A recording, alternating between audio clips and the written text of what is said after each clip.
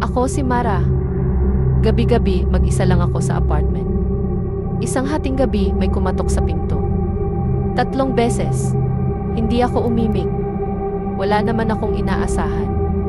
Tapos may sumigaw, Mara. Buksan mo, si ate to.